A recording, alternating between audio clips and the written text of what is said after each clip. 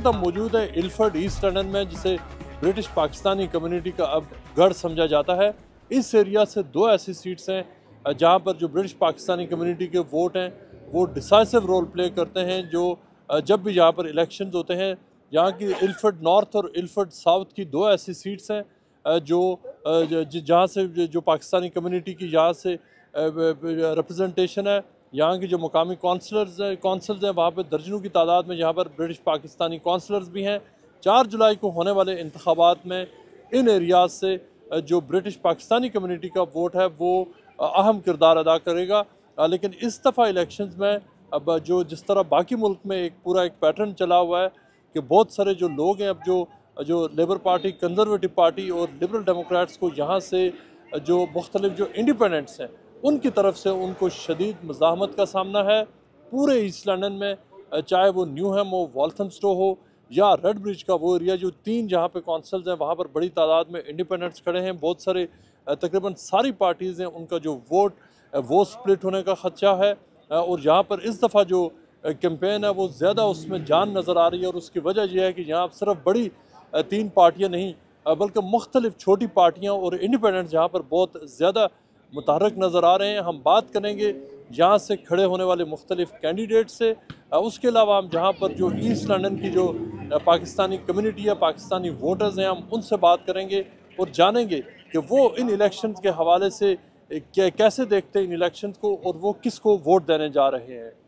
Programme है आपस की बात आवाम के साथ, जियो इलेक्शन स्पेशल, और मैं हूँ मुर्तज़ा अली शाह।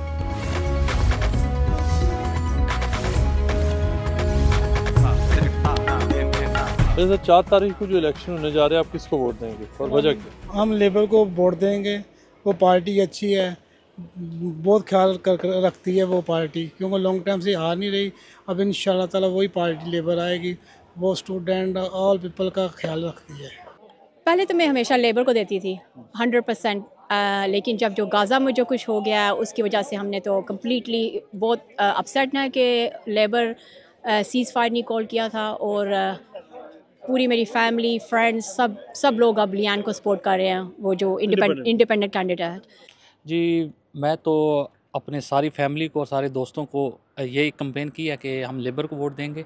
और लेबर को वोट इसलिए देंगे कि उन्होंने पिछले जब से मैं इधर आया हूँ तो उनकी ये गवर्नमेंट के अच्छे काम थे। पिछले 14 साल से हमने उन्हें हुकूमत में नहीं देखा, गवर्नमेंट में नहीं देखा, तो अभी जो है सबकी यही ख्वाहिश है कि लेबर आए। एक्चुअली फ़लस्तीन का तो एक जो हो रहा है और जो हुआ है वो तो बहुत ही एक हमारे लिए और हम मुसलमानों के लिए और बहुत सारे जो इंसानियत के नाते जो लोग इन चीज़ों के बारे में जज्बा रखते हैं वो उन लोगों के लिए बहुत ही अफसोसनाक हालात हैं। लेकिन वो तो सिर्फ एक वजह है जो जिसकी वजह से हम सारे इकट्ठे हुए हैं। जी, लेबर पार्टी को सपोर्ट कर रहे हैं। कल हम वेस्ट ट्रीटिंग की कंपेन भी करते रहे हैं पूरा दिन। उन्होंने अपने मैनिफेस्टो में एक चीज़ को क्लियर किया है कि वो फ़लस्तीन को इंडिपेंडेंस कंट्री एज डिक्लेयर करेंगे। और ये जो सीज़ फायर के लिए उन्होंने अपने मैनिफेस्टो में ये चीज़ लिख दी है। जरा अच्छा बंदा होगा मैं उन्हें वोट देंगे जी। और उसमें क्या म्यार है, क्या उसमें अच्छाई होनी चाहिए? अच्छाई यही होनी चाहिए कि जिन्हें कि साढ़े इतने एशियन आए ने या स्टूडेंट आए ने या दूसरे उन्होंने जिन्हें हेल्प करेगा मैं उन्हें वोट देंगा। हम तो इंशाल्लाह इसको लेबर को देंगे वोट। यहाँ पे वजह ये कि इसने हमेशा जो फॉरेनर्स आए ना इन लोगों की फेवर की है, लेबर ने हमेशा फेवर की है। दूसरा आपको पता है हमारे यहाँ पे सादिक खान साहब वो भी पाकिस्तानी हमारे भाई हैं, वो भी मेयर हैं, एक ये भी रीज़न है। फॉरेनर्स के लिए पॉलिसी जो अच्छी करेंगे, इजी करेंगे, आसान करेंगे। फॉरेनर्स के मतलब वो जिसकी सोच होगी कि उनके लिए कोई आसानियाँ पैदा करनी है तो ऑब्वियसली उनको इंसानी हकूक़ की पासदारी करने वालों को कैंडिडेट्स को वोट देंगे। मैं बेसिकली स्टूडेंट हूँ, मैं चूँकि पाकिस्तान से आया हूँ बेसिकली, ठीक है। और जो हमें फैसिलिटेट करेगा, जो हमें फैसिलिटी प्रोवाइड करेगा, जो स्टूडेंट के लिए कुछ ना कुछ हमारे लिए इंसेंटिव प्रोवाइड करेंगे, जैसे अकोमोडेशन के हमारे इशूज़ काफ़ी इस एरिया में प्रोवाइड हैं कि जॉब के इस इशू मसले बनते हैं। यूनिवर्सिटी के लिए हमें proper guide coach and guide नहीं करते, जो इस हवाले से प्रॉपर हमें कोच एंड गाइड करेगा, हम प्लीज़ उसको वोट देंगे। ठीक नहीं, नाम तो नहीं मैं बताऊंगी कि किसको वोट देना, लेकिन उसी को वोट देना जो अपने अवाम के लिए बेहतरी कर सके। और आप लोगों को खुद पता होना चाहिए कि किसको वोट देना चाहिए। इस दफ़ा मैं पहली दफ़ा वोट डाल रहा हूँ और लेडीज़ जो सी है उसको मैंने वोट डालनी है। लीन मोहम्मद को मैंने वोट डालनी है इंशाल्लाह पहली दफ़ा। इससे पहले आपने कभी यूके में वोट नहीं डाला? मैंने पहले कभी भी डाला, लेकिन इस दफ़ा लाजमी डालूंगा। 79 से यहाँ रह रहा हूँ, लेकिन पहले कभी नहीं डाला। लेकिन इस बार ये मोटिवेट कर रहे हैं वो सिर्फ इसलिए कि वो पैलेस्टीन की है, शी इज़ फ्राम पैलेस्टाइन, और उनके लिए वो काफ़ी काम कर रही है, तो हमारी भी ड्यूटी बनती है कम से कम एक आवाज़ तो हो। इस दफ़ा 4 तारीख को इलेक्शन में हम लोग वोट लेबर को देंगे।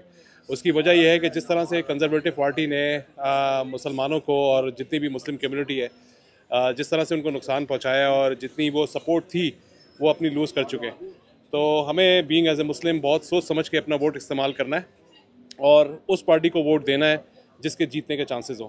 जी, हम कोशिश यही होगी कि टोरी पार्टी को हम दें। आप देखें पूरे वर्ल्ड में ऐसा क्राइसिस आए हुए हैं, लेकिन थ्रू आउट देखा जाए तो फिर भी मच बेटर थे, और ऑब्वियसली इंशाल्लाह यही है कि आगे भी इन फ्यूचर वो बेहतर ही करेंगे। बिजनेस पॉइंट ऑफ व्यू से भी हम देखते हैं कि जब भी वो होते हैं बिजनेस ऑलवेज अच्छे ही होते हैं, तो होपफुली वो बेहतर ही करेंगे। हमें मसाइल का सामना ये है कि एक तो टैक्स काफ़ी ज़्यादा हैं, टैक्स बहुत इन्होंने बढ़ा दिए हैं, और ऊपर से अब क्योंकि चीज़ें इतनी महंगी हो गई हैं कि लोगों की जो कुव्वत ख़रीद है वो कम हो गई है, तो इस वजह से अब बिज़नेस को भी काफ़ी फ़र्क पड़ा है। जिस तरह पहले बिजी होता था अभी उस तरह नहीं है, तो इनको चाहिए कि चीज़ों की कीमत भी कम करें ताकि इन्फ्लेशन कम हो और मुल्क तरक्की करें। इनका जो एटमॉस्फेयर है वो मल्टी कल्चरल एटमॉस्फेयर है एंड डिफरेंट कम्युनिटीज़ का स्ट्रक्चर है, और यहाँ पे डिफरेंट लोग रहते हैं, तो उनको एक मिलजुल कर रहना। लेबर एक का जो मैनिफेस्टो है वो रेफरेंडम है, वो इन चीज़ों को सपोर्ट करता है, कम्युनिटी को सपोर्ट करता है। जो ग्रास रूट पे इन्फ्लेशन हो रही है and cost of living increase हो रही है, और उनको ख़त्म करने की बात करता है, और इस वजह से मैं सपोर्ट करूँगा लेबर पार्टी को। जो भी जंग के ख़िलाफ़ वर्ल्ड वार जो शुरू हुई है सारी दुनिया में, उसके लिए, उसके कॉज के लिए, और फ़लस्तीन की जो है जंग को रुकवाने के लिए जो भी सपोर्ट करता है हम उसको वोट देंगे। मैं तो इंशाल्लाह लेबर पार्टी को सपोर्ट करूँगा।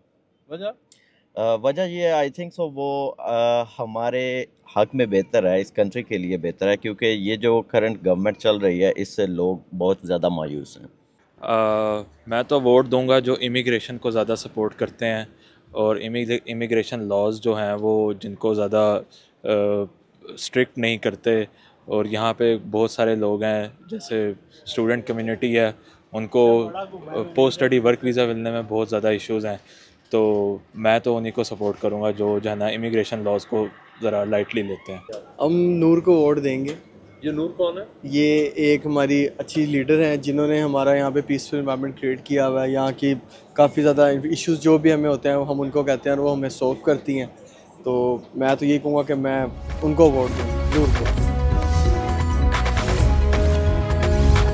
4 जुलाई को होने वाले आम इंतखाबात के लिए ब्रिटिश पाकिस्तानीज़ और ब्रिटिश इंडियंस के एक ग्रुप ने एक सोसाइटी बनाई है जिसका नाम है लेबर एशियन सोसाइटी। इसमें मुख्तलिफ जो साउथ एशियन लेबर पार्टी के सपोर्टर्स हैं उन्होंने ये कलेक्टिव ग्रुप बनाया है जिसके प्लेटफॉर्म से वो कैंपेन कर रहे हैं और सपोर्ट कर रहे हैं मुख्तलिफ लेबर MPs को कि वो बहुत सारे लोग के जो री इलेक्ट हों, और नए लोगों के लिए हम बात करते हैं। इस लेबर एशियन सोसाइटी को हेड कर रहे हैं डॉक्टर मोहम्मद वकास, जो बिजनेसमैन हैं, बरतानिया के मुख्तलिफ हिस्सों में उनके बिजनेसेस हैं, वो इस प्लेटफॉर्म से लेबर पार्टी को सपोर्ट कर रहे हैं। हम उनसे जानते हैं इस ग्रुप के हवाले से। डॉक्टर साहब, ये पिछले कई महीनों से आप लेबर एशियन सोसाइटी के ज़रिए आप कैंपेन चला रहे हैं इलेक्शन के अनाउंसमेंट से पहले भी, तो क्या आपके ऑब्जेक्टिव्स हैं, क्या अगराज़ मकासद है उस ये क्योंकि आप सिर्फ लेबर पार्टी के लिए कैंपेन चला रहे हैं? जी, बिस्मिल्लाहिर्रहमानिर्रहीम, अस्सलाम वालेकुम। जी देखें, लेबर एशियन सोसाइटी जो है वो हमने रिसेंटली क्रिएट की है, एंड वो जो है रिप्रेजेंट कर रही है जो हमारे सारे एशियन लोग हैं, ख़ास करके UK में। और बाकी पार्टीज़ का जैसे आपने कहा वो इसलिए नहीं है कि बाकी पार्टीज़ जो हैं वो मेरे अंदाजे में परफॉर्म नहीं कर सकी या परफॉर्म नहीं कर सकती। साल 2 साल पहले तक, मतलब कोविड के बाद से पहले, मैं कोई पॉलिटिक्स में इतना इंटरेस्टेड नहीं था। जो हालात मुल्क में चल रहे थे ऊपर नीचे, लेकिन कुछ कोविड में काफ़ी सारी चीज़ें हुई और कुछ कोविड के बाद कुछ इस तरह की चीज़ें हुई कि जैसे कॉस्ट ऑफ लिविंग और हर चीज़ ऊपर चली गई है। और इसमें अगर देखा जाए तो जो हमारी एशियन सोसाइटी है वो सबसे ज़्यादा इफ़ेक्ट हो रही है, और वो इसलिए इफ़ेक्ट हो रही है कि अगर आप देखें जो एशियन सोसाइटी है कलेक्टिवली, वो UK की इकॉनमी में एक बहुत मेजर पार्ट प्ले करती है। अगर देखा जाए और माना जाए तो सबसे ज़्यादा स्पेंडर भी एशियंस हैं, और सबसे ज़्यादा अर्निंग भी एशियंस की है और सबसे ज़्यादा टैक्स पेयर भी एशियंस ही हैं इस वक्त। टोरी पार्टी है, उनका तो ये कहना है कि उन्होंने कोविड को भी बड़ा अच्छा संभाला, उसके बाद इकॉनमी को, और बाद में भी वो समझते हैं कि उनकी जो मुख्तलिफ इकनॉमिक पॉलिसीज़ हैं वो समझते हैं कि इस मुल्क के बेस्ट बिजनेस इंटरेस्ट में। तो एज अ बिजनेसमैन आपने क्या देखा कि क्या जो पॉलिसीज़ थी उसका आप लोगों पर डायरेक्ट इम्पैक्ट क्या पड़ा जो टोरी पार्टी की पॉलिसीज़ रही हैं पिछले 4-5 सालों में? देखिए जी, कहने को तो कोई कुछ भी कह सकता है, लेकिन let's talk about the reality. Covid में सबको पता है 25-25 हज़ार की grants, government back bounce back loans, सब कुछ दिया गया, और वो ऐसे दिया जा रहा था जैसे कि कोई बंदा रेवड़ियाँ बांट रहा हो। कोई चेक बैलेंस नहीं था कि किसके पास फेयर अमाउंट जा रही है, किसके पास फेयर अमाउंट नहीं जा रही। There was no check and balance. It was a very good incentive, but there was no check and balance. तो ये सबको पता है कि लिमिटेड कंपनीज़ कई लोगों ने ख़रीदी, कई लोगों ने इस पर बाउंस बैक लोन्स लिए और वो बंद की, और बहुत सारे बाउंस बैक लोन्स डिफ़ॉल्ट हुए। वो कहाँ जा रहा है पैसा, वो कहाँ से गवर्नमेंट रिकवर करेगी? वो टैक्स पेयर के पैसों से रिकवर होगा। और टैक्स इंक्रीज़ कर दिया गया, और इतनी चालाकी से इंक्रीज़ कर दिया गया है कि आप एक जाल में फंस गए हैं। It's a catch 22 situation. तो अगर वो ये कहते हैं जैसे ईट आउट हेल्प आउट उन्होंने किया था, क्योंकि I am in restaurant business, eat out help out से कोविड कम नहीं हुआ, ईट आउट हेल्प आउट से कोविड बढ़ा ही होगा। एक चीज़। दूसरी चीज़, उसको मिसयूज़ भी किया गया कुछ हद तक। अगर पॉलिसीज़ देखी जाएं जो वो कह रहे हैं हम आगे लाएंगे, I don't think that they can work. कितने एक ऐसे कैंडिडेट्स हैं जिनको आपका जो ग्रुप है जिनकी वो बैकिंग कर रहा है? जी, बहुत सारे कैंडिडेट्स हैं जिनकी हम बैकिंग कर रहे हैं। हमारे अपने जो हैं उधर यहाँ पे जेम्स मूरे हैं, और उसके बाद वरिंदर शर्मा जी थे हु स्टेप डाउन, उनकी जगह डेड्रिया कॉस्टिगन आई है, उनको हमने सपोर्ट किया है। उसके अलावा रूथ कैडबरी को हमने सपोर्ट किया है, Seema Malhotra who is a very very strong candidate as well, तो इनको हमने सपोर्ट किया। उसके अलावा हमने अपनी एक पूरी टीम बना के डोर टू डोर नॉकिंग की है, ताकि लोगों को ये बताया जाए कि it's the time to change. और लेबर के अलावा कोई चेंज नहीं ला सकेगा। अगर इंडिपेंडेंट कई कैंडिडेट्स हैं जो independent, they are very good candidates and they should be somewhere, but at the moment अगर हम उनको वोट दे देंगे तो वो वोट वेस्ट ही जाएगा।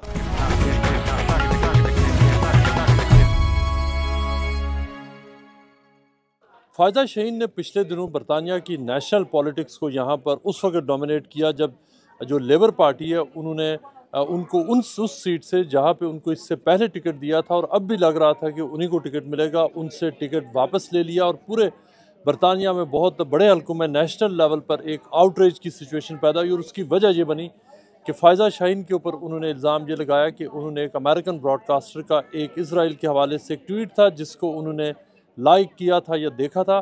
फ़ायदा शाहीन अब जो चिंगफर्ड का जो एरिया है और वुडफोर्ड ग्रीन का जो एरिया है, जो middle class upper middle class area, वहाँ से इंडिपेंडेंट के तौर पर वो इलेक्शन लड़ रही हैं। अब उनके मद्दे मुकाबल यहाँ से लेबर पार्टी की कैंडिडेट हैं जो बाहर के एक एरिया से जिनको यहाँ पर लाया गया, और दूसरी तरफ जो इयन डंकन स्मिथ हैं जो सीनियर पॉलिटिशियन हैं, कंजर्वेटिव पार्टी के सीनियर रहनुमा रहे हैं, मुख्तलिफ गवर्नमेंट से मिनिस्टर रहे हैं, वो उनके मद्दे मुकाबले हैं। लेकिन इससे पहले पिछले इलेक्शन में फ़ायदा शाहीन ने इयन डंकन स्मिथ के ख़िलाफ़ जब उन्होंने लेबर पार्टी की टिकट पर मुकाबला किया था तो उन्होंने तकरीबन सिर्फ 1000 वोट से वो हारी थी। लंदन स्कूल ऑफ इकनॉमिक्स की वो यहाँ पर टीचर रह चुकी हैं, बड़े बड़े थिंक टैंक्स में उन्होंने काम किया। उनकी वालदा ओरिजिनली कराची से हैं, और वो इस इलेक्शन में पूरे बरतानिया में जो ये ख़ास तौर पे ये इलेक्शन है उसको देखा जा रहा है। हम फ़ायदा शाहीन से बात करते हैं। फ़ायदा, आपको क्या हुआ था आपके साथ कि लेबर पार्टी ने लास्ट मिनट पे आपसे टिकट वापस ले लिया? मुझे देख के उनको यह होता है कि जैसे मैं बहुत आउटस्पोकन हूँ और मैं लेबर पार्टी के लीडरशिप तो है, I will sometimes disagree with them, मैं कुछ और कहूँगी, तो वो मुझे बहुत कंट्रोल करना चाहते थे और they realized that they couldn't control me, और फिर वो मुझे जैसे एंड में कोई बहाने से मुझे निकाल दिया था। तो लोग बहुत गुस्से हो गए थे पूरे कंट्री में, मगर जहाँ मैं रहती हूँ, जहाँ मैं यहाँ खड़ी हुई हूँ, यहाँ लोग बहुत नाराज़ हो गए थे। and they said, no, please आप independent रन करो और हम आपको सपोर्ट बहुत देंगे। मेरे बहुत छोटे बेबी है, लोग बहुत गुस्से हैं कि like the Labour Party could treat a young mum this way, but also more than that, they have they want a local representative. मैं यहाँ पैदा हुई हूँ, मैं यहाँ रहती हूँ, मैं यहाँ सबके schools, I went to all the schools. जो Labour Party ने now मुझे निकाल के they put someone else है, और वो यहाँ से नहीं है, हमको जानती नहीं है, मैंने बहुत साल के लिए मैंने काम किया यहाँ सब businesses मुझे जानते हैं, मैं जाती हूँ, शॉप करती हूँ यहाँ, तो इसलिए लोग परेशान हो गए थे कि ये कौन है ये औरत जो आ गई है। यहाँ पे एक जो अनऑफिशियल एक पोल भी सामने आया था जो दिखा रहा है कि आपको जो यहाँ पर लीड है बाज़ एरियाज़ में, तो क्या वो तो काफ़ी दिन पहले की बात है, अभी इस वक्त क्या सिचुएशन है आपकी जो कैनवसिंग के दौरान डोर स्टेप्स के ऊपर क्या फीडबैक आपको? अभी तक वो डेटा जो हम कलेक्ट कर रहे हैं, we knock on every door, we ask them how they're gonna vote, और वो फिर भी मुझे number 1 डाल रहे हैं, मगर यहाँ भी लोग बहुत undecided है, because Labour Party, Conservative parties, ये तो these are old parties. Labour Party's been around for 100 years, so for me, Faiza Shaheen to compete with that brand is really hard, but we are ahead in the kind of local canvassing data. Magar, we've still got to work, we've got 4 days left, we need to have as many conversations as possible, persuade as many people as possible. Some people don't know, उनको पता नहीं है कि क्या होया, वो सोचते हैं कि मैं अभी तक Labour के लिए run कर रही हूँ, because this is only 4 weeks ago now.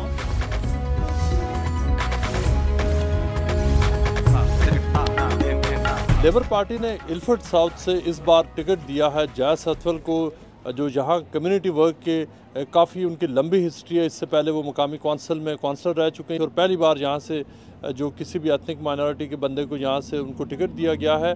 जय सतवल यहाँ पे वो जिस एरिया से वो खड़े हो रहे हैं वहाँ पर जो ब्रिटिश पाकिस्तानी कम्युनिटी का बड़ी तादाद में वहाँ पर वोट है, बहुत तादाद में यहाँ पर जो बांग्लादेशीज़, इंडियन और दिगर एथनिक माइनॉरिटीज़ का वोट भी है, लेकिन जो पाकिस्तानी कम्युनिटी का वोट है वो काफ़ी डिसाइसिव उसका यहाँ पर फैक्टर है। उनके साथ कैंपेन में यहाँ पे जो ब्रिटिश पाकिस्तानी कम्युनिटी के जो कम्युनिटी लीडर्स हैं वो भी शामिल हैं। हम उनसे बात करते हैं। सरदार साहब, यहाँ से आपको टिकट मिला है, बड़ी डाइवर्स यहाँ की कम्युनिटी है, तो क्या यहाँ के अभी तक आपने देखा है कि आपको जो आपकी कैंपेन यहाँ पर कैसी जा रही है, पार्लियामेंट में पहुँचकर आप क्या प्लानिंग आपकी कम्युनिटी को रिप्रेजेंट करने के हवाले से?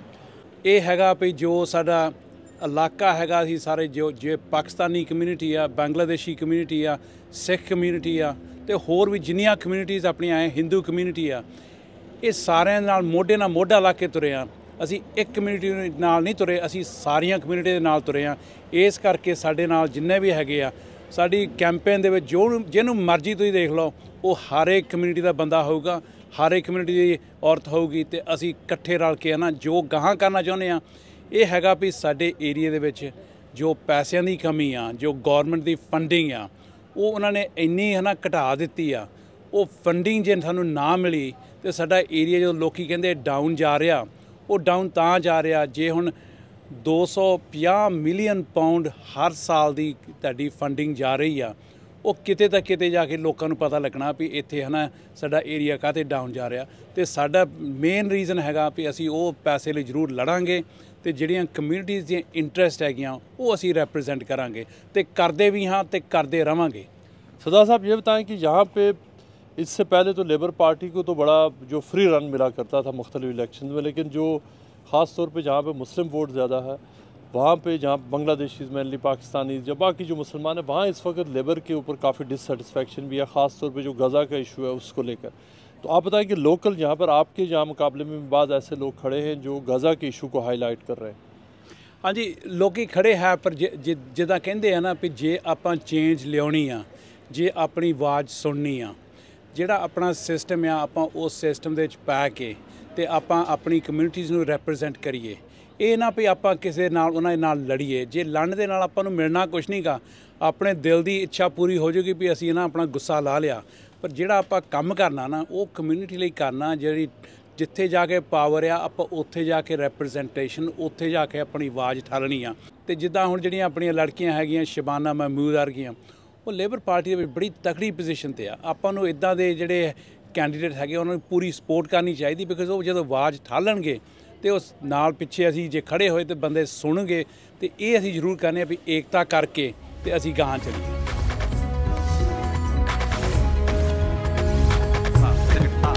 आज से चंद महीने कबल सोफिया नकवी ने जो न्यूहैम बारह है लंदन की, वहाँ से उन्होंने एक मकामी इलेक्शन जीता था। जो इलेक्शन वो जीती थी वो इस हवाले से इम्पॉर्टेंट था कि तकरीबन 100 साल जो मकामी पॉलिटिक्स की हिस्ट्री है, वहाँ से पहली बार कोई लेबर पार्टी के कैंडिडेट को हरा कर वहाँ से कोई इंडिपेंडेंट जीता था। सोफिया, सबसे पहले आपने रिज़ाइन किया था, उसके बाद एक पूरा ट्रेंड बना, तो आप बताएं कि अभी आपकी कैंपेन जो उस वक्त आपको सपोर्ट मिली थी, आपने ओवरवेलमिंगली वहाँ से जीता था, तो अभी आप क्या समझती हैं कि काउंसलर तो आप बन गई, लेकिन क्या आप समझती हैं कि आप मेंबर ऑफ पार्लियामेंट बन सकती हैं? Thank you very much. अभी जैसे आपने देखा है कि दिन ब दिन लेबर पार्टी का स्टैंड कैसा जा रहा है। फॉर एग्जांपल जो पैलेस्टाइन के इश्यूज़ था वो एक आई ओपनर था, उसमें मैं जीती थी। अभी भी फ्यू डेज़ पहले भी जो केयर स्टारमर लेबर का लीडर था, उसने जो बांग्लादेशी कम्युनिटी को अटैक किया है। When you attack one community, you attack all the communities. People are tired. मेरे कैंपेन में ये आ रहा है कि सब कम्युनिटी इकट्ठे हो रहे हैं, चाहे वो बांग्लादेशी कम्युनिटी हो, चाहे वो पाकिस्तानी कम्युनिटी हो, गुजराती कम्युनिटी। उनको मेरा भी यही चीज़ है कि हम एक ही स्टैंड ले रहे हैं। We are tired, people are tired, they are tired of Labour Party and now we are standing. Mashallah, the response has been amazing.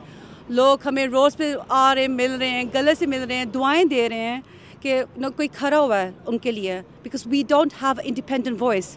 तो अभी न्यू में हम we are official opposition, हमारे 3 काउंसलर्स हैं, हम जब इंडिपेंडेंट खड़े हुए हैं। लोग तंग आ गए हैं। आप ओवरऑल आप पूरे यूके में देखें, हर जगह पे से देखें, चाहे वो अप नॉर्थ हो, south, north, east, everywhere is independent standing. जो आपके जो मुख्तलिफ जो लेबर एमपीज़ हैं, उन्होंने एक्चुअली सीज़ फायर की बात भी की है, उन्होंने जो गज़ा के ऊपर जो हो रहे हैं वहाँ पर जो भी कुछ हो रहा है, लेबर एमपीज़ की बड़ी तादाद ऐसी है जिन्होंने एक्चुअली उसको अपोज तो किया है। मगर अपोज हुआ क्या हुआ? जो बैंक पे फर्स्ट ऑफ ऑल जब शुरू में जब होनी चाहिए थी, उस वक्त तो कोई बंदा नहीं बोला था। फर्स्ट ऑफ ऑल जब केयर स्टारमर ने कहा था it's okay to cut off water, food, electricity, that time no one spoke. बाद में लोग जो बोले हैं, इट वाज टू लेट।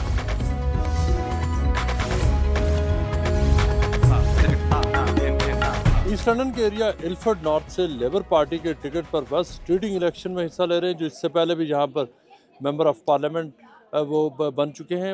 उनका केयर स्टारमर के जो क्लोजेस्ट जो सर्कल है उसमें उनका शुमार होता है, और अगर वो जीत जाते हैं तो जो अगली हुकूमत है उसमें उनको वादा किया गया है कि वो जो कैबिनेट पोजीशन उनको मिलेगी। लेकिन उनको यहाँ से लोकल अब की बार वहाँ पे कंजर्वेटिव पार्टी की तरफ से भी चैलेंज है, लेकिन जो लोकल कैंपेन में एक इंडिपेंडेंट लीन मोहम्मद उनको यहाँ पर उनको चैलेंज कर रही हैं, जिनका बाय ओरिजिन वो ब्रिटिश बॉर्न है लेकिन बाय ओरिजिन वो फ़लस्तीनियन है, और वो उनका जो मेन जहाँ पर जो कैंपेन है उनकी सपोर्ट है वो सारे वो लोग जो प्रो पैलेस्टाइन जो एक्टिविस्ट हैं वो उनको सपोर्ट कर रहे हैं। हम लीन मोहम्मद से बात करते हैं उनकी कैंपेन के अलावा। Leen Mohammed, if you could tell us how is your local campaign going here? You are standing against a Labour politician who is quite well entrenched into the Labour machine. I feel very positive. The response has been very hopeful, and as you know, there are 5 days left of the campaign. We've been out every single day trying to get every single vote we can. It's a people-powered movement. It's a grassroots movement. And yes, he might be, the next, he's Shadow Health Secretary. Yes, he might have a big party machine and donors, but we have people, and we meet a machine with a movement, and that's the beauty of our campaign. You've seen so many people at our rally today. It's beautiful. People are seeing hope in the campaign. They are getting involved. In November, we implored West Reading to vote for a ceasefire. All of his constituents here in Ilford North did that, and he refused, arguing that it was the wrong time, that Israel had not wreaked enough revenge. And for us, we didn't feel represented at the time. And it's not only just a ceasefire, it's also about him being locally invisible in the area. He's nowhere to be seen. People say that you only see politicians during election time. Well, where is he right now? We're 5 days away from the election. He's been nowhere to be seen. It's also about West Reading being the Shadow Health Secretary. I've spoken to local doctors. Many people here are worried about the future of our NHS, in which he is advocating for more private provision into our NHS. The 2-child benefit cap, he's refused to even get rid of that. And so for us, working people don't feel represented.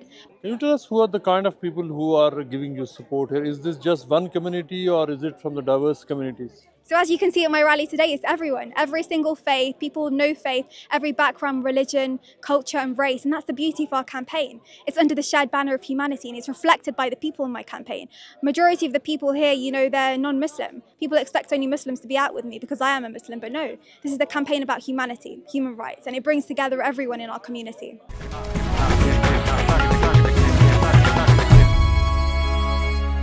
Labour leader sir Keir Starmer के बारे में widely ये ख्याल किया जा रहा है कि दिलचस्प बात यह है कि सर कीयर स्टामर के मुकाबले में जो मेन उनकी जो अपोनेंट हैं, जो इलेक्शन में कंजर्वेटिव पार्टी की तरफ से जो उनके ख़िलाफ़ इलेक्शन में हिस्सा ले रही हैं, सेंट्रल लंदन की एक सीट है होलबर्न एंड सेंट पैंक्रेस, वो एक ब्रिटिश पाकिस्तानी बैरिस्टर हैं, सोलिसिटर हैं, महरीन मलिक, जिनका ओरिजिन पाकिस्तान से है और उनकी फैमिली पाकिस्तान की सियासत और पाकिस्तान की डिप्लोमेसी में बहुत डीपली इन्वॉल्व रही है। सेनेट के साबिक चेयरमैन वसीम सजाद और साबिक जो सीनियर पाकिस्तानी डिप्लोमेट शाहिद मलिक की वो बेटी हैं, वसीम सजाद की वो भांजी हैं, और सर कीयर स्टामर के ख़िलाफ़ वो यहाँ पर भरपूर कैंपेन चला रही हैं। वो अगर सर कीयर स्टामर के वेरी फैक्ट कि वो सर कीयर स्टामर के मुकाबले में टोरी पार्टी ने उनको टिकट दिया है, ये भी एक बहुत बड़ी उनके लिए एक अचीवमेंट है। महरीन मलिक, आप बताइए कि बहुत सारे लोगों को तो पता ही नहीं है कि एक ब्रिटिश पाकिस्तानी लड़की, एक British Pakistani professional sir Keir Starmer की मेन अपोनेंट है इस एरिया में। Gee, I'm very proud and excited to be running against Keir Starmer. I'm humbled by it. For me, it's a very full circle moment because I actually, when I first moved to London, I lived right around the corner here. And I studied at Lincoln's Inn. I was doing my bar vocational course, and I was living at London House, which is just right around the corner. So for me, it's really come full circle, and I'm very proud of this moment. And I think that's what the Conservative Party does, that it's a party of aspiration. So you can really come from anywhere, you can be anybody, and if you work hard, and you get the opportunities, the freedoms, the conservative values you have, you can be standing against Keir Starmer in the next upcoming election. अच्छा, इस वक्त जो sir Keir Starmer के मुकाबले में आपको जो ticket मिला है, ये कैसे ये प्रोसेस हुआ? आपने अप्लाई किया था, पार्टी ने आपको कहा, और कैसे इस सीट पे आप आई? Gee, I applied for it. I thought it was the right seat to apply for because I'm from London. I live in London. So I wanted to take a central London seat where I can actually know what the issues are that are happening in London so I can address the issues of the constituents. And I think where Keir has a lot of lip service about the issues he cares about, I do them on a daily basis. That is what I do. You know, Keir Starmer can take pictures with Idris Elba, which, you know, I would like to do too, about knife crime. But that is something I've worked on and campaigned on for a while. I worked on issues around the cost of living crisis. This is what I do. So I think I can take him on as a opponent who can really, you know, actually action and do the things that he talks about. अब ये बताएं कि आप कब से आपका politics में interest शुरू हुआ? आपके मामू वसीम सजाद साहब पाकिस्तान में जो हाईएस्ट ऑफिसेज हैं वहाँ पे वो रहे हैं, आपके वालिद हाई कमिश्नर थे इंडिया में, और एक ऐसे वक्त में वो हाई कमिश्नर थे जब बॉम्बे अटैक्स हुए, उससे पहले बाबरी मस्जिद वाले वाक़यात हुए। जो पॉलिटिक्स में और जो लॉ में आपका इंटरेस्ट कब शुरू हुआ? जी, बचपन से I grew up in a family that was very involved in politics. My grandfather also was a Supreme Court Chief Justice, Sajjad Ahmed Jan. So, you know, I grew up in that family. Simi Mamu, Wasim Sajjad, was my mamu, is my mamu. And, you know, it was a household where politics was talked about every night, you know, or every Friday when we'd have Palau and biryani and koftas. It was a standard thing we'd have every Friday, and we would talk about politics around the dining table. And it was inspiring. And they always said to me, if you want to make a difference, you have to get involved in this. If you want to have your voice heard, you have to get involved in this. And my father as well, I mean, had one of the very difficult jobs as a diplomat to be the Pakistani High Commissioner for India. So again, you know, it was just a very inspiring household to grow up in, and they've always instilled in me these values of hard work and, you know, advocating for things and issues you believe in, and advocating for people who have less, advocating for people whose voices aren't heard. So for me, this is a really important opportunity to do that, to make them proud, and yes, and to be a voice of, you know, as I said, many young girls who see me doing this. I moved here, I think, about 15 years ago. From where? From well, I was living in India at the time. But, you know, I'm from Lahore, Pakistan. That's where I was born. And so to inspire young girls to say that, you know, you can come to this amazing country and really be whoever you want to be if you work hard and you have, you know, those opportunities given to you. But also, like I said, my family has been very supportive. And this is also one of the reasons I do believe in the Conservative Party, because it's about the individual and it's about the family. And I believe in relying on your own individual talents and the family. And I think that's so important. आप sir Keir Starmer, उनके साथ तो इस वक्त एक पूरी machine है उनके साथ जो यहाँ पे आपके ख़िलाफ़ कैंपेन करती है, आप उनके ख़िलाफ़ कैंपेन कर रही हैं, आप रोज़ाना कैनवसिंग के लिए जाती हैं, डोर स्टेपिंग करती हैं, तो आपको यहाँ कैसे आप उनके चांसेस को देखती हैं कि सर कीयर स्टामर को आप क्या आप लोगों को कह रही हैं कि आपको क्यों वोट किया जाए, सर कीयर स्टामर को आप क्यों हराना चाहती हैं, और अगर वो हार गए तो ये तो सियासी जलजला आना है, अर्थक्वेक होना है यूके की हिस्ट्री में इंशाल्लाह. Well, I think the first thing is that, you know, like you said, I'm going door to door. I go door to door every day and I speak to the residents, I speak to the constituents, and I ask them what they care about, what issues keep them up at night, what they're concerned about. And the main thing is, when I speak to them, they've said to me, he's not here. He does not go door to door. He's not been there the way I have been there every day talking to people. I want to be a voice for them in Westminster, not the other way around. And I think that's what he's going to do. And also, you know, I think he's alienated many of his constituents. He's made some comments about the British Bangladeshi community, which I think have been very insulting and divisive. 1 in 5 of his constituents is British Bangladeshi. They have worked extremely hard in this area. It's a community that's वो जो आप उन comments की बात करें जो उन्होंने कहा कि बांग्लादेशीज़ को इस मुल्क से रिमूव नहीं किया जाता, right? जी बिल्कुल. And I think, you know, that's language that you should not be using as a leader of the opposition right now. So I think, you know, that you cannot take any vote for granted, which I think he's doing, and you most definitely cannot take your constituents for granted, which is what he's also doing. अब जहाँ जो language का और जो terminology का use हो रहा है इस वक्त पॉलिटिक्स में मुख्तलिफ एरियाज़ में बहुत टेंशन आ चुकी हैं. ऋषि सनक के ऊपर भी एक ऐसा उनको रेशियल गाली दी गई जो पहले सिर्फ पाकिस्तानियों को दी जाती थी, फिर एशियंस को और अब उनको भी दी गई. और फिर जो बांग्लादेशीज़ के बारे में जो के स्टामर ने कहा, ओवरऑल जो हमारी कम्युनिटीज़ में जो लड़ाइयाँ हो रही हैं, ये किस तरफ चल पड़ी है ये politics? Gee, I found that very upsetting and very hurtful, and I think the Prime Minister came a very strong statement about it. I don't think there is any place in British politics for this kind of language or this kind of hatred. And I absolutely believe that, you know, the Reform candidate should have stepped down after what they have said, but there's just no place for these politics. And I want to be able to stand up for Pakistanis in this country, which we've had such a proud tradition, proud heritage. So there's absolutely no place in British politics for this kind of language, which I think is insulting and divisive and hurtful.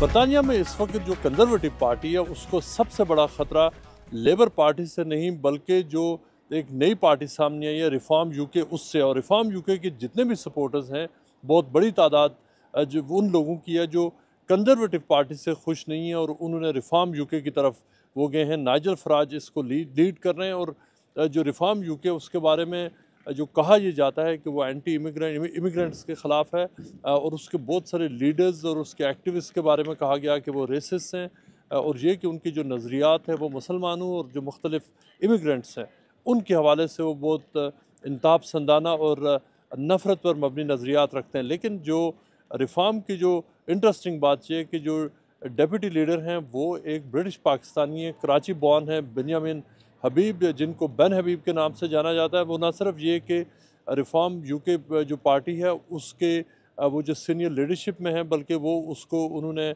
Donate भी किया है. Ben हबीब एक multi millionaire businessman है, London में रहते हैं लेकिन Northampton की जो एक लंदन से बाहर की तकरीबन 1.5 घंटा बाहर एक कॉन्स्टिट्यूंसी है वहाँ से वो रिफॉर्म के लिए इस इलेक्शन में हिस्सा ले रहे हैं. हम उनसे जानते हैं कि रिफॉर्म जिसके बारे में ये ख्याल ये किया जाता है कि वो मुसलमानों, पाकिस्तानियों, इंडियंस, इमिग्रेंट्स के ख़िलाफ़ है, वो उसके टिकट पर क्यों खड़े हो रहे हैं. बेंजामिन साहब, ये बड़ा अजीब लगता है कि एक पाकिस्तानी रिफॉर्म के टिकट पर इन इलेक्शन में हिस्सा ले रहा है और मेन स्ट्रीम मीडिया पे रिफॉर्म को डिफेंड भी करता है. कैसे?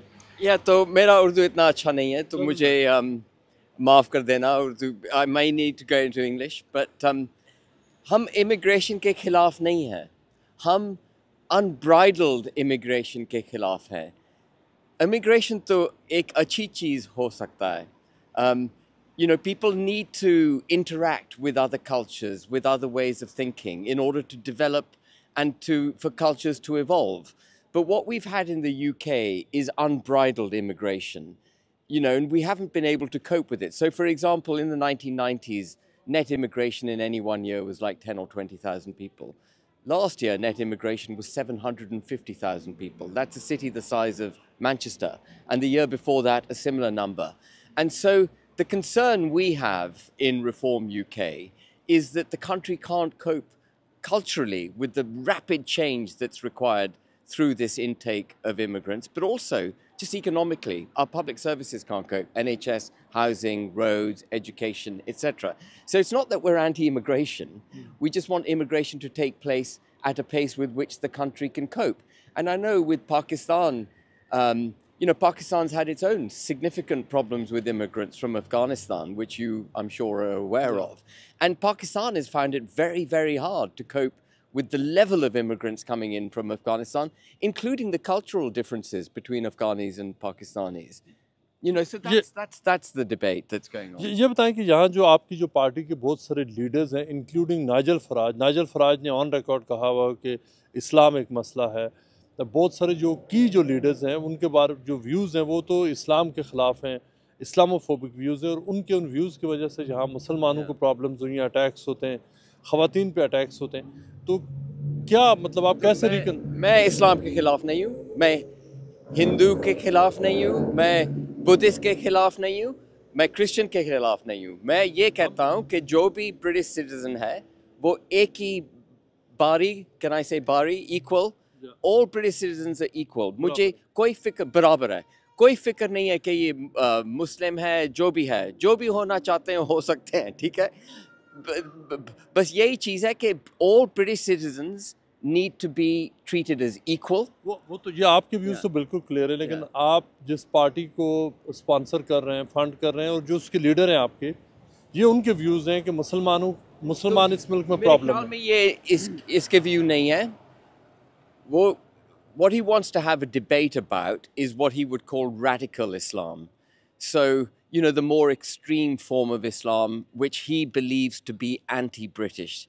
And there's a poll that came out, forgive me for speaking in English because it's a complicated subject, but there was a poll that was done recently, which Nigel was citing the other day on Sky News, in which, according to the poll, I think it was, I can't remember the exact percentage, but 25% of young Muslims believe in jihad, and not the peaceful internal jihad, but the jihad of the jihad type jihad.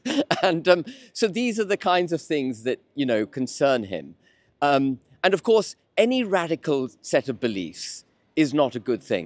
We want moderation and we want a settled social construct in the United Kingdom. That's what Nigel is arguing for. And it's very easy, I think, for the debate to get hijacked and for it to be portrayed as racist or Islamophobic. But I don't think Nigel is. If Nigel was racist or Islamophobic, I wouldn't be in the party. पर आपकी एक party के senior leader ने पिछले दिनों एक video सामने आया जिसमें वो जो प्राइम मिनिस्टर ऋषि सुनक को वो गाली उसने दी है जो एक्चुअली यहाँ पाकिस्तानियों को दी जाती थी। वो और ये काफ़ी वाइड स्प्रेड एक इशू तो है, क्योंकि बिकॉज जो रिफॉर्म में जो वो लोग आए हैं जो एक्चुअली टोरीज का भी जो अल्ट्रा राइट वर्जन है वो सारे लोग जमा हो गए। जो आया था, that guy who was filmed is an actor. Did you know that? His name is Andrew Parker. And it's not clear to us that this guy was actually speaking his own views. When you listen to him in real life, Andrew Parker, he speaks really quite good English. And then he was putting on what he calls his rough accent. And he went to the doorstep. And even if Andrew Parker was an extreme right-wing racist xenophobe, even if he was that person, I don't think anyone goes up to the doorstep and talks the kind of nonsense he was talking. I mean, it was absolutely absurd language that he was using. And there just happened to be an undercover journalist at the scene. And so we're questioning whether the whole thing was a stitch-up. So we've made a complaint to the police, we've made a complaint to Channel 4, who are the people who aired it, and also to the Electoral Commission and Ofcom.